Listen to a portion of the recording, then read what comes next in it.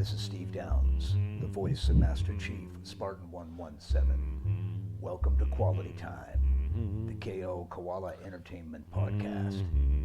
Anthony and Skylar will take it from here. Master Chief, out.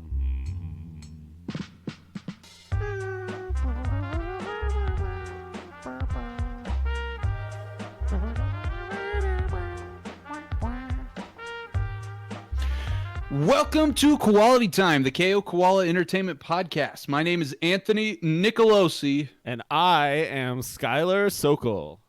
And today we're going to be talking about a conglomeration of things surrounding physical games. That physical means like physical cartridges, physical discs, whatever. Just games in the meat sale space. of them. Yes.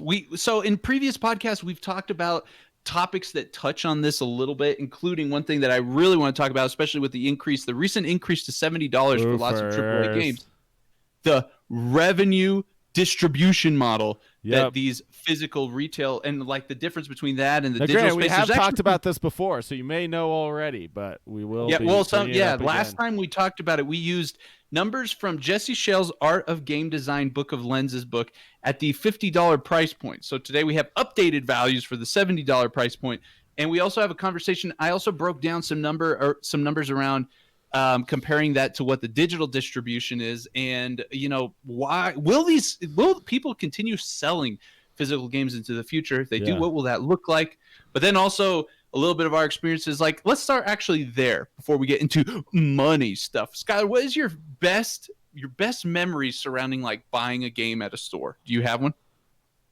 I mean, I've done actually, I don't remember what this midnight release was for. Maybe it was for Mario Odyssey. Okay. It might have been. Where'd you go maybe for it was midnight? for Smash. Maybe for Smash. Okay. I don't Where'd you know. go? Fucking GameStop or some shit. You know. Okay. Me and my friend Tom, we got went to the grocery store because we had like a while to wait. We got some fucking Humboldt Fog cheese, which is my favorite kind of cheese. We got some crackers. I think we may have even gotten like some champagne or some shit. I don't remember. Oh, shit. Something. And we just When was this? Which Super Smash was it? The like, Switch one, year? I think. Maybe. The Switch one. Yeah, I Damn, think that was so. recent then. Yeah. So it's recent? Either that or the Wii U one of the two. And so we got that shit. We were in the car. We just sat in the car outside GameStop, ate Humboldt Fog cheese on crackers, drank some like delicious drink, and waited for midnight to grab our game. No, that's sweet. Probably my favorite midnight release story was the one for Master Chief Collection in 2014. It was like really snowy. Went to Park Meadows. Park Meadows was like completely closed except for the Halo kids. I won like $100 gift card to like the Microsoft like music thing. I don't know, whatever the fuck. And anyway, so that was my favorite midnight release. But my favorite experience buying a physical game was actually when I was a kid. I must have been like 8 or 9 or even younger potentially, but it was we bought Dragon Ball GT Final Bout on the PlayStation 1. But to play this on the PlayStation 1, you needed to get a mod chip installed to be able to play the games from Japan. My mom took us to I don't think it was GameStop, but it was like GameStop. Was it Game at the Force? Time. Oh, maybe that sounds right. Yeah. That sounds right. That's a local game shop. So Game Force had this, first of all, they had this fucking like blueberry like wax burner in the back. Smelled so fucking good every time you get it. So what I remember is going in, smelling the blueberry, bringing in I had the little PS1 mini thing, getting it back from them after the mod chip had been installed and getting Dragon Ball GT Final Bout. Oh, was the best, man. It was so, I think the whole like, it was hard to get and everything like that was part of it, but I remember I was so excited to get that and play that. And at the time, the Dragon Ball GT Final Bout opening is still so good, like a little opening in your memory. Animation. Yes, and it will continue to be so. So that's probably my favorite. Nice. Now, let me ask you, what console, or I mean, PC can be included here, but I'm guessing it's probably going to be console. Had like your favorite physical experience, if you will. So, for example, like the GameCube was this little bitty cube with these tiny discs. Did you like that? Did you like the Nintendo 64 with big ass cartridges?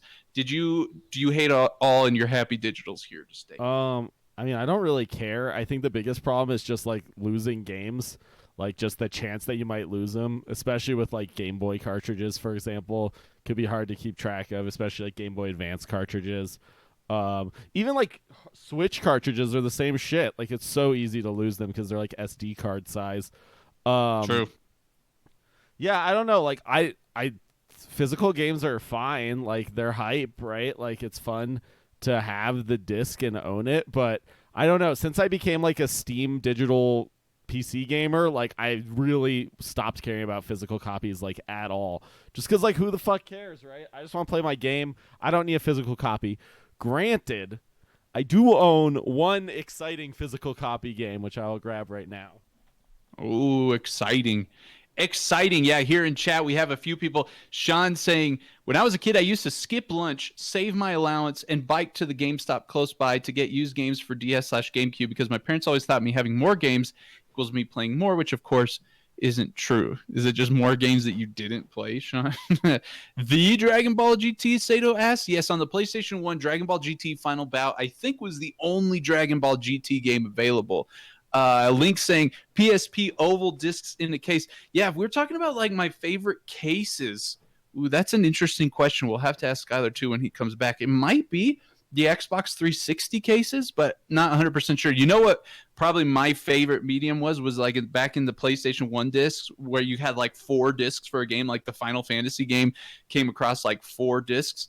That was dope. You get this big fat ass like CD case with 4 CDs and it flipped open or whatever. Yes. I love getting GBA games with the manual in them, reading that shit like 3 times on the car ride home, getting super hyped to play it.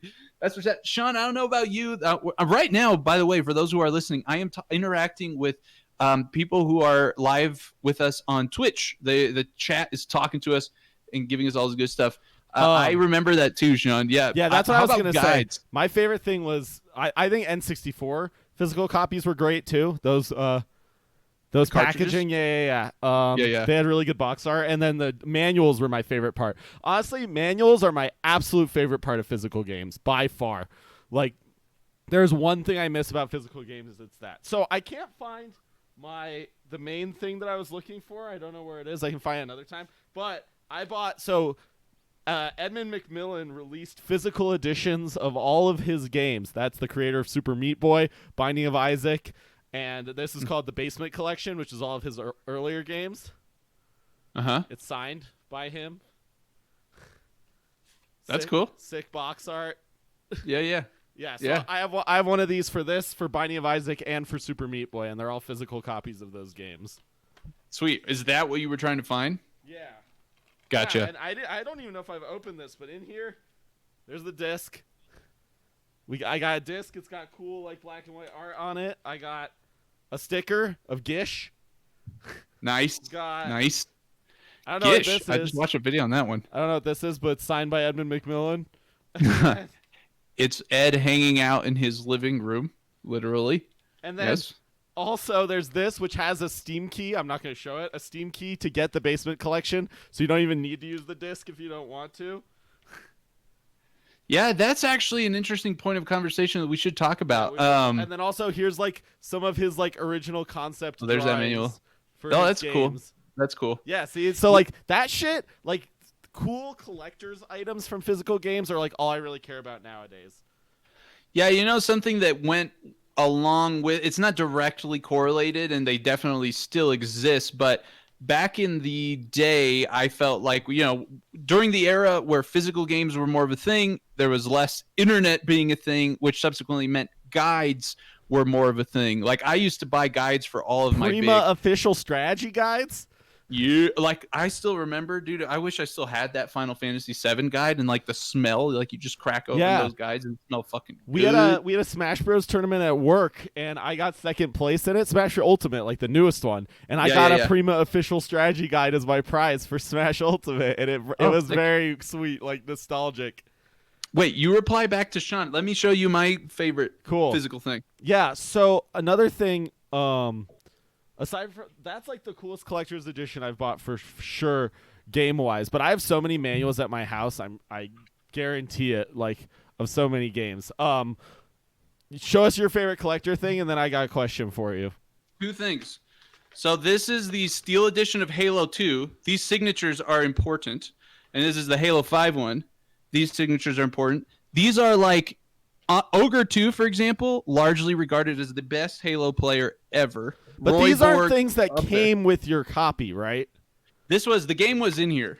But like, right? but you didn't buy this with the signatures on it. No. Right. So that's not like actual physical game shit, right? Like you could have had anything Halo related. It's true. It's now on the Halo 5 one though, I don't have all of the stuff here, but basically inside of here, this one was kind of cool. You had the disc. This is actually similar to you, as in like you didn't need the disc. Oh look, I have a Scooby-Doo in here right now too. But then there was this like metal guardian that you could build. It wasn't bad. Okay. So those are probably. That's another huge issue with physical games is you just like you pull one out, you put it in the other game box. Like I've had games where I've opened the box, like I have all my GameCube games on a shelf because I sometimes use them. I'll open a box like to play one of the games, and there's just like a completely different game in there, and I have to go on a fucking hunt through every single game box to find the one I want. Yeah, I'll start that. Like, how do you feel about the fact you've already mentioned it since you went like to Steam and became a sweaty PC gamer?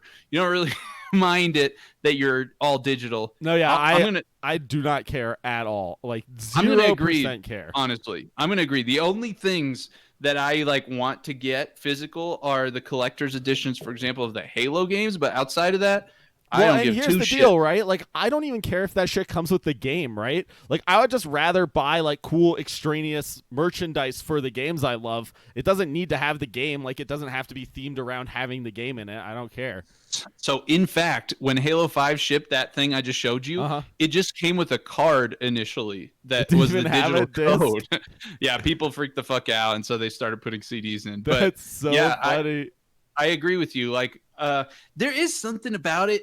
This is where we can start getting into the numbers here a little bit. Well, but here. I have one more question before we get to the numbers. Okay, go. So one of the big things that's happening now with physical games is very often you buy a physical game, and Rollick is actually the one who brought this up earlier for me to ask about this. You buy a physical game, and then you bring it home, you put it in your system, and then you got to basically download the whole game anyway, right? You get, like, day one patches. You sometimes even just download the whole game. You, like, install it onto your Xbox, and then the disc is basically trash, right? Like, yeah, in some cases this is true. In some cases, the devs are better about what's on the disc is actually pretty close to what you play game one, so they minimize that day one, patching. Right. However, in the event like that you the disc is DRM. For example, dude, if you 100, that is exactly what it is. Like it does. I think this makes more sense for people who live like in the Halo community. The people from Australia always make this a big deal because they have fucking awful internet. Like, they say like the best internet's like 20 megs down or whatever. From their perspective, it helps. Whatever they can get locally on the disc helps. However, you think like Cyberpunk went gold, right? I think that was before the last gold. You could like have to fucking totally re-download that game.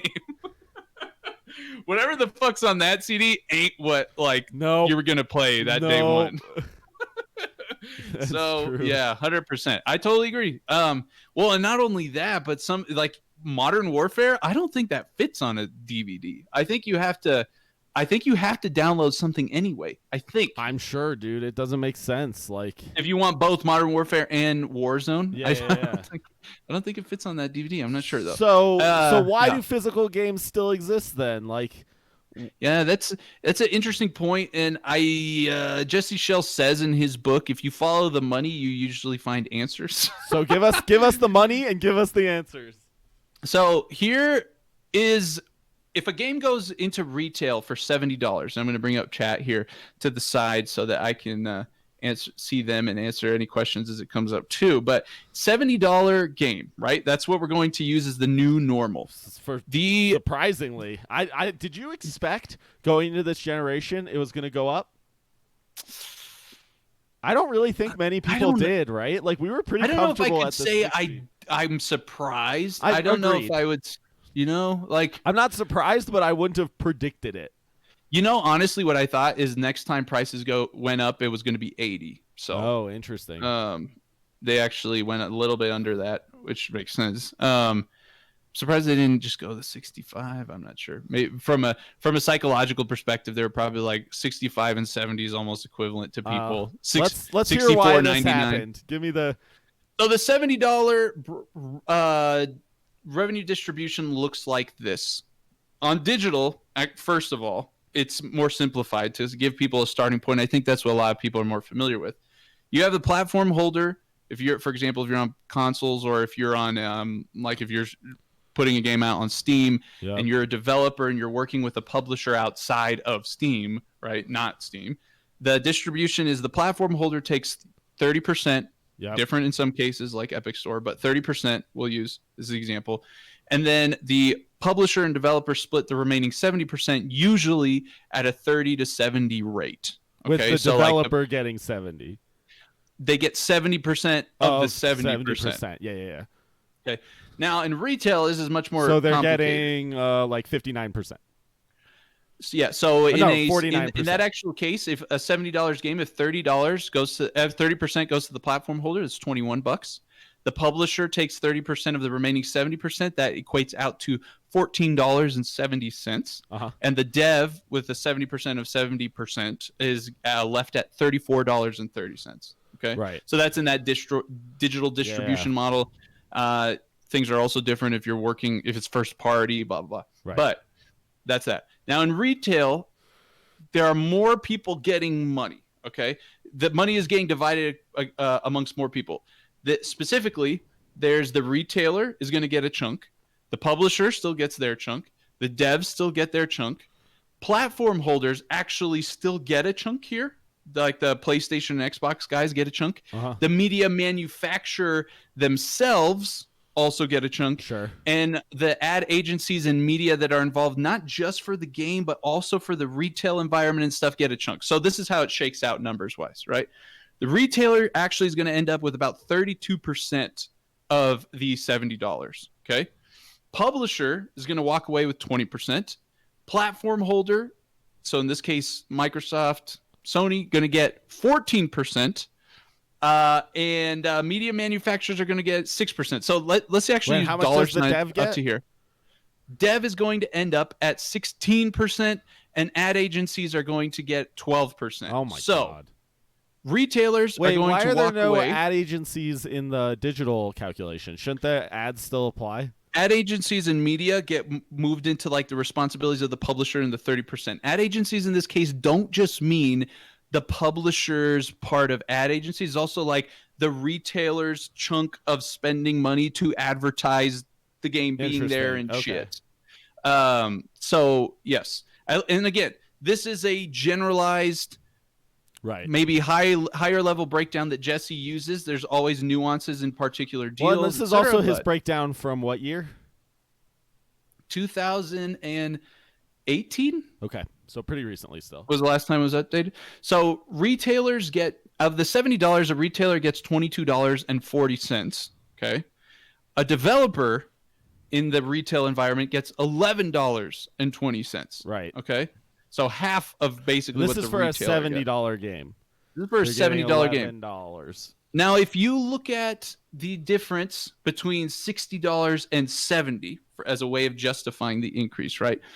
A publisher in the $60 environment was getting 20%, which is equivalent to $12 in the $60 game scenario, right?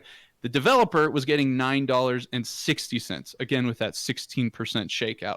Bump it to $70, and all of a sudden, for every game sold, the publisher's going from $12 to $14, and the dev's going from $9.60 to $11.20. So, do you think? I mean, I think the answer to this is very obvious. I imagine, but do you think that the publishers or the devs were the ones who drove the increase to $70 per game? Well, I mean, as a dev, I'm sure you don't mind getting paid more, but I am sure the publishers are usually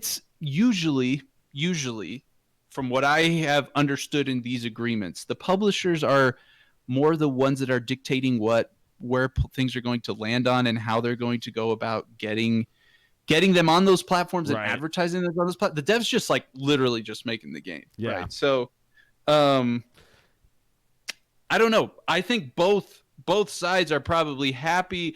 I mean, I don't know. Getting more money, but the question I think the is, devs right, are probably. I think devs are probably more sensitive to the impact that it's going to have on fans. Yeah. Let me put it that way. Yeah, and I mean, the real question, right, is, I mean, games are way more expensive to make now than they used to be, right? I don't know if you have any data on this, on the price of actually making games, but that would be interesting to look into, right? Like, how much more expensive are games to make now? And because I assume that alone would probably justify the price increase. Well, I do not have a wide range of data, but as a Halo fan, nerdy Halo fan, I do know how much it costs to make Halo 5 and what the expected cost of Halo Infinite is based off of industry insiders. Halo 5 costs around $250 million to make, including marketing, right? Halo Infinite is poised to be about double that. So 500 million buckaroos. Now, granted, they expect to probably sell more copies than Halo 5. Or at least they would hope. Well, I guess they're going free to play. That's a whole other interesting wrinkle in this conversation. True, that sort of takes it out of this whole $70 per game conversation. Yeah, that's another one. So what? Here's some interesting correlations though between if we analyze what the publisher's getting in the $70 retail environment, it's $14, like we said before, right? Now, in that scenario where the publisher's getting 30% of the 70% on a digital distribution, they're only getting 70 cents more per game. So the devs are the ones that are really winning in the digital environment. Totally. The publishers are getting more or less the same. And if you think about it, advertising mechanisms for digital distributions are probably, it's going to be more internet based, and that's cheaper than retail environments and physical media. TV spots and shit, that's way more expensive than, running targeted social media advertisements or Twitch or affiliate, paying content lyric creator. To play your game or whatever. Yeah, you pay. Actually, I will tell you that there was a leak. Someone leaked how much they were paid to play a game. They were paid to play a game for 1 day, 8 hours. How much do you think they were paid? It was a AAA title. A big streamer? Yes. $1 million? Maybe? Yes, that is correct. Yeah. But I mean, if you look at it from the perspective of the budgets that these AAA studios usually have, it's like, I always think about Apex. Apex paid no, wait. I don't know if it was. Wait, was it? I don't think it was. Because I think Hold on. the Ninja 24 hours Apex thing was $1 million. Yeah, I think it was not $1 million. Hold on. You said $1 million, and my brain was like, yeah, that's right, but that's not right. What? That's too much? Yeah, you think? Way too much. I don't think it's too much for Ninja on Apex. Ninja's literally the most popular streamer in the world. Yeah. So that's not a good comparison. But what I'm saying is, if you even pay 10 huge influencers that much money, you're not even at 1/10 the marketing budget of these AAA games. Right. You know what I'm saying? Right. So, yes. Anyway, while you're looking that up. Yeah, it's something like $50,000 an hour. That's a big boy. $400K for a day of normal day of work. I think that's what they were saying. It's between $10,000 and $100,000 per hour, depending on the size of the streamer. I mean, yeah. The conversion ratio for some of those, if you hit the right streamer and the right demographic, right, like, it can be fantastic for a game. Totally. It could be like all the marketing you need, I would think. So it just lends itself to the argument that maybe the publishers, they don't. The other thing about the digital distributions is that they're more and more taking up more of the shares of games, the percentage of the games sold. For PC games, I feel this is like less of a thing, especially for indie games, absolutely. But for the big AAA studios, there's good metrics around how many physical copies of games are sold. The digital ones are still like sometimes kind of vague, but analysts think that they are now surpassing the physical amount, right? I wouldn't be So- surprised by that. Yeah. So that's the other thing on yeah, that's the other thing. So here's what I was expecting to see was that there was the publisher was going to be making a lot more money in a digital distribution format than compared to retail. And I was thinking, well, they could offer.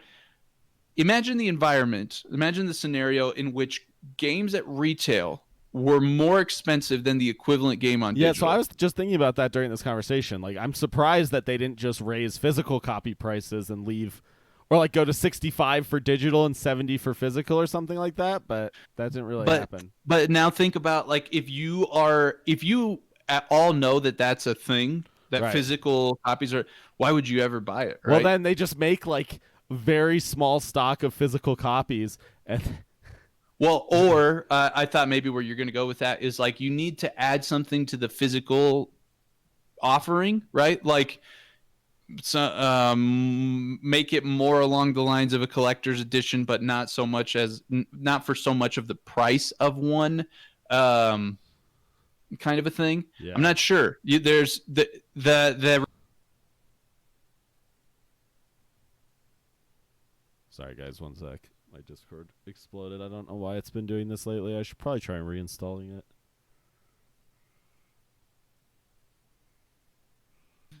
Hello. Sorry, my Discord exploded.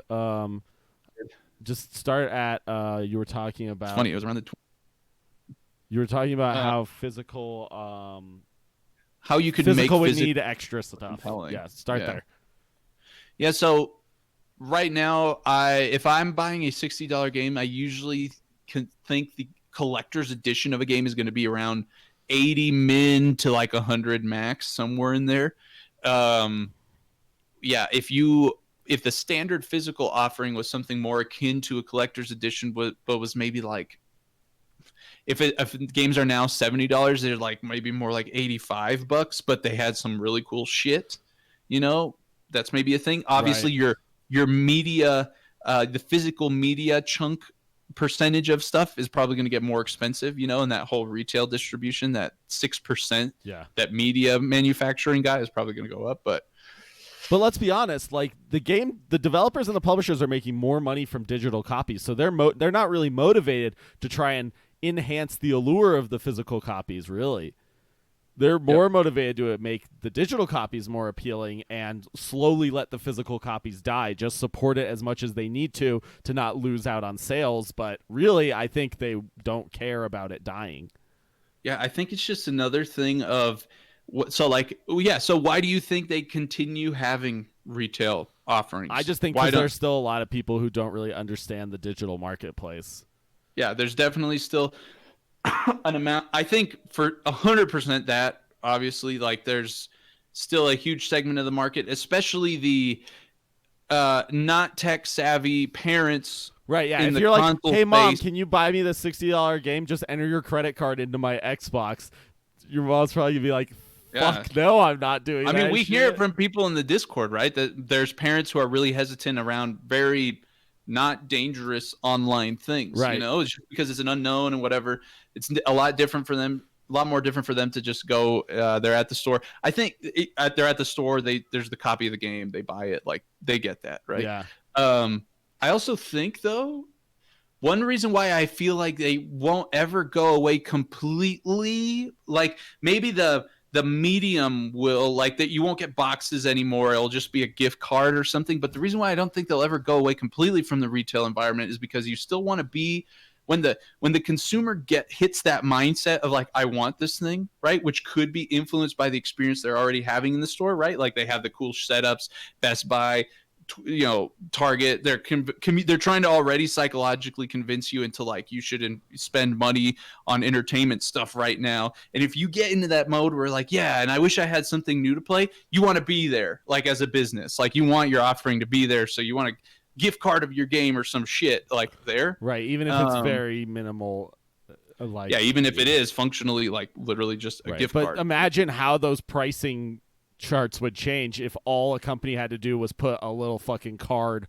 with a code on it in a store rather than that box and everything. I mean, you just the medium guy, the guys who are making the physical media stuff are the ones that I'm wondering, like, hopefully they've pivoted their businesses. I mean, they should be, right? They should all be pivoting to digital, like, content. Shit, like 15 years ago when the music industry started going, and now like DVD and movie industry, right, is totally going that direction.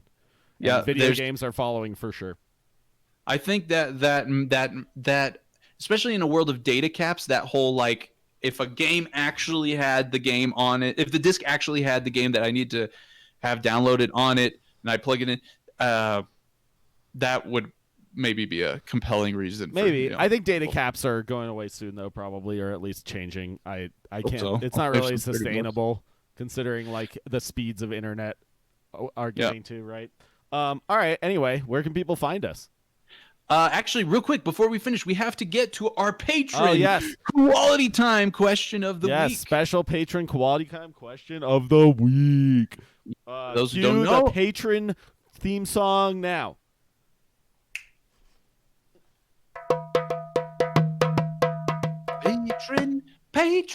Patron. Yes. All right. So, yes, for those who don't know, our patrons get a ton of sweet benefits, including free merch and free stickers and inside look at our games and behind the scenes content, which we posted today. Little peek behind the scenes. Anthony's secret notes. Yes, some game related stuff. But in addition, we choose one question from our patrons every week to answer at the end of Quality Time. So the one I like the most from Sand Squid this week, Mr. Squid Max on Instagram, is how much are you guys willing to spend on a video game? Because he says, I'm spending 100 Canadian dollars now for a AAA game like Call of Duty. What's your answer on that one? If I know that the game is going to be extremely good and is going to appeal to me directly, then I will spend. It doesn't really matter how much it costs at that point. Like, I'm probably going to buy like a $200 Sound Voltex controller soon so I can play this Japanese rhythm game at my house. Okay. You would. So if the game itself was $199, right? But you knew you were going to love it, you'd be fine. Well, probably not if it was all digital, but the fact that this has like its own extraneous controller makes it that way. But as far as like buying a full price AAA game right now, I will do that if I know the game is going to be really good. Like Cyberpunk, I'm happy to buy at full price. But well, except for maybe their bad management practices, but that's a separate podcast. But in general, for indie games and stuff like that, like I expect the price to be around what like the content of the game is offering. Like there's a new rhythm game by Harmonix that just came out called Fuser. It's like a DJ rhythm game. It's $60. If you want all the songs, it's $80, and then if you want the extra songs, it's another $20. So it's like $100 for this game. That's basically comes down to like a simple DJ rhythm game. That's not even like super complex. And I think the reason is because of all the licensed music, but I don't give a shit about that. So like that is not close to worth it to me. I would probably pay $20 for that game maybe, right? So it really depends.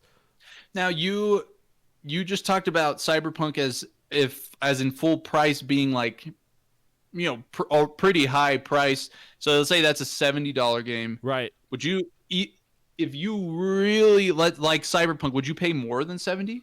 I mean, maybe not in the current landscape. Like, I just wouldn't understand why it was being priced higher. Okay. But in a vacuum, potentially, right? Like, the amount of hours of content promised in that game, plus, like, the amount of work that's gone into it, plus, like, the graphical fidelity and the gameplay elements, make me think that it's likely going to be a very high-quality game. Granted, if it was, like, $100 or whatever, I would probably wait until I saw reviews or quality, like, analysis of the game to do that. But if I had all of that information, then I probably would. What about you? Cool. So my answer is the value that I get from games is boiled down to two main metrics: the strength of the, let's say, emotional experience, or the amount of hours I get out of playing it. For example, this is a little unfair because it's in hindsight. But if I had somehow a better notion of the amount of time how much I would have enjoyed Rocket League, I would have easily paid $100 for Rocket League. And granted, right? that's been why I've been willing to buy a lot of cosmetics and shit in Rocket League, right? And support their like add-on model, right? Because I feel like I'm getting so much extra value out of the game. And I remember when Brittany was playing Red Dead Redemption 2, I felt like the quality of that experience was worth $100 too. I told her, like, if this game would have been $100, I think it would have been fair. Right. Now, there are it's probably only a Halo game, a good Halo game, that I was confident in that could put me, like, I wonder in Infinite, I'm probably going to spend so much money. Like, oh yeah, we all know you are. Don't worry, you're gonna give away shit in Infinite. I know. I'm gonna get that, like, battle pass, whatever the fuck they have, and all that shit. Like 3 of the battle passes on 3 separate accounts. I mean, this is probably what's justifying them to go free to play, because they have the whales, the metrics that confirm they have the whales. Because, like, as an example, for Halo 5, I bought a limited time Halo 5 Xbox One console. I bought the collector's edition in addition to that for mine. So between those two things already, you're looking at $750. And then that does not include the amount of money I spent on microtransactions through the way for cosmetics and stuff. Yeah, because the microtransactions are the big thing for the. I bought the thing, though. I think, like, in the case of Halo as a franchise, is like you have a older demographic, that's really engaged with your brand, like people like me who have money, who you just put the right shit and they'll buy it, So maybe it's different for different franchises, but, like, yeah, for Halo in particular, I would probably be willing to spend more, north of $100 if I knew it wasn't shit. Honestly, if it was just okay, I probably still would. Right. No, totally. Anyway, okay. So where can people find us? You can find us.